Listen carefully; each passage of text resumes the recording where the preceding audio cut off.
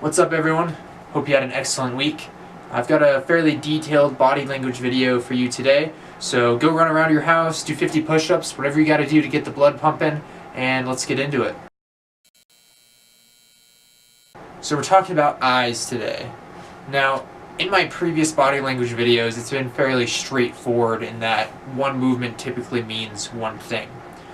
As you start to study body language and get into more of the specifics, that pattern starts to break down a little bit. Instead of a movement meaning just one thing, it might mean 3 or 4 different things. And in order to determine what the true meaning is, you're going to have to interpret that movement in context with the rest of their movements.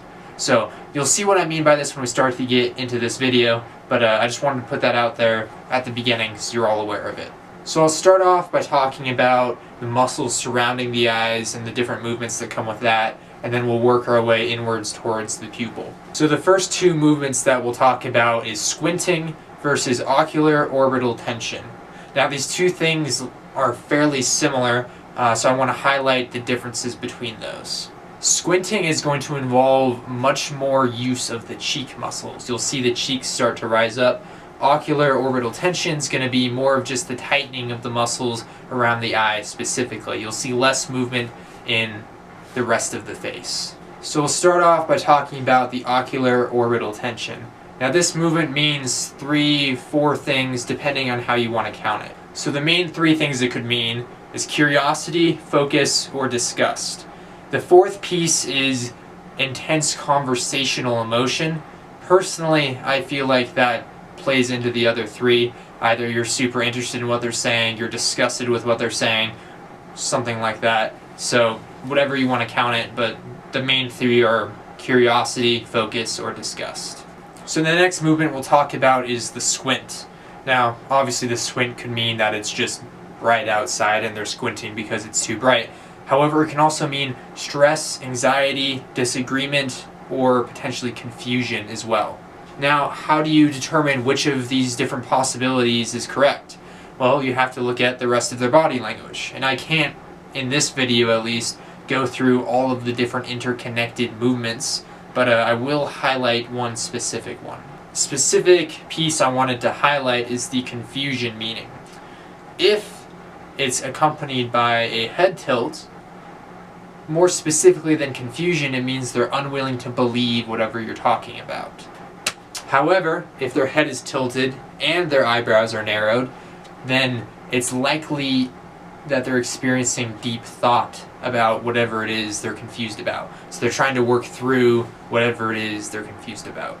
Now this brings us to our next movement, which is the eyebrow narrowing.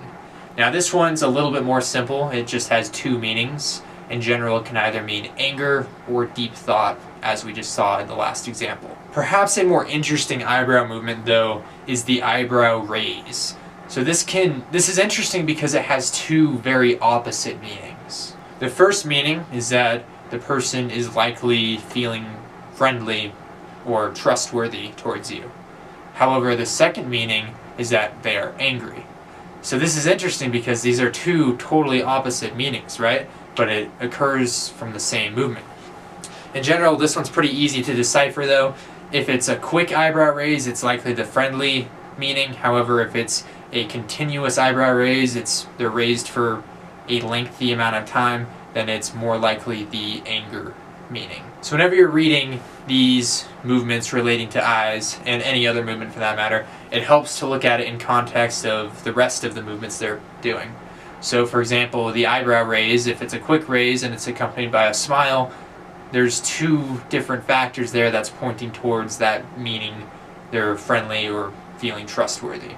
So there's the quick flash of the eyebrows, which we've just talked about, and then a smile, of course, generally doesn't mean someone is angry with you. So those 2 behaviors combined increase the probability that you have deduced the correct meaning. However, in the case of a continuous eyebrow raise, if they're displaying some hostile body language, then you know that it's likely the anger definition. So now we'll get into more of the specific eyeball piece of the eyes. And the first thing I want to talk about is gaze time. In general, people break the gaze after an average of 7 seconds. So you'll be staring at someone, After 7 seconds, they'll look away for a second, and maybe it's a little bit longer, a little bit shorter. You'll have to establish a baseline for that. However, if they keep the gaze longer than what is typical for them, or the 7-second standard, then it is likely that they are interested in what you are saying. Conveniently, there is another eye movement that also indicates whether or not someone is interested in what they're saying. So you can kind of get a 2-for-1 by observing someone's eyes. And that movement is blink rate. As blink rate slows, interest increases.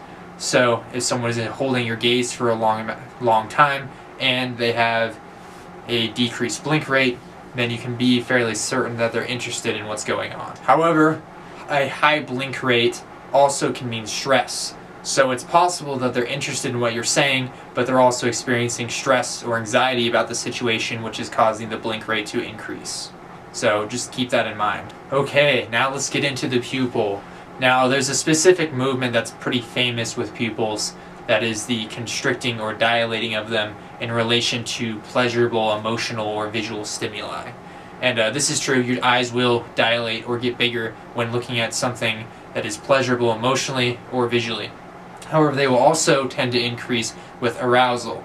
Now, contrary to the current standard definition of arousal, arousal doesn't necessarily always mean sexual. It can also just mean an increased level of alertness, I guess would be the best way of putting it. Now, of course, as the pupil gets smaller or constricts, this would mean the opposite meaning, in that they're looking at something that is not pleasurable or producing the feeling of disgust. Now, there's one more interesting meaning in relation to the pupil dilation or constriction, and that is relating to the mental image that the person you're observing currently has in their mind.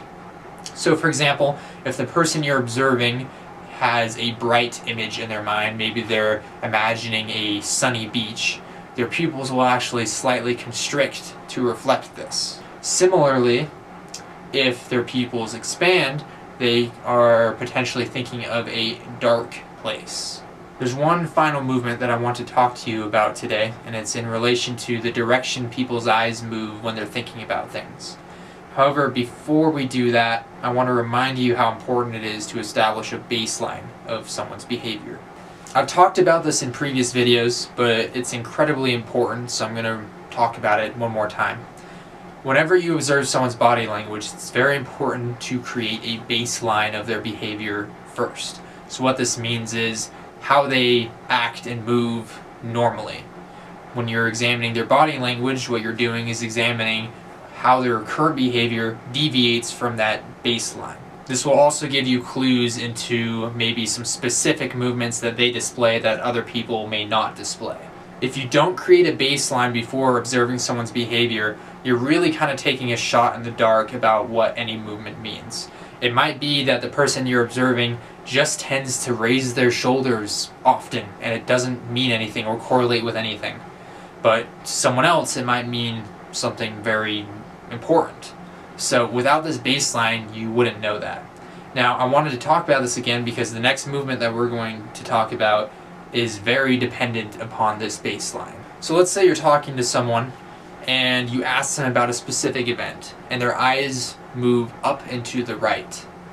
This specific movement means that they're remembering a visual element of that memory.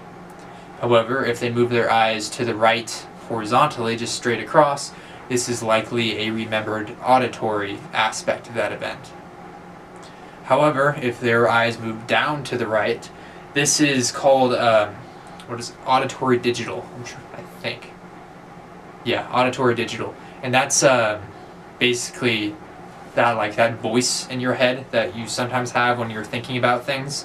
So that doesn't necessarily mean they're remembering anything, but it does give you a clue into how they're thinking. However, if their eyes move up and to the left, this is a constructed visual memory, which means they're making it up.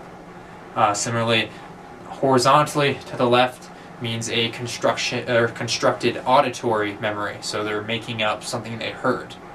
However, down to the left means that they're remembering a kinesthetic memories or something felt. Now, the reason why I highlighted the baseline theory first before talking about this is that these movements tend to differ quite a bit from person to person.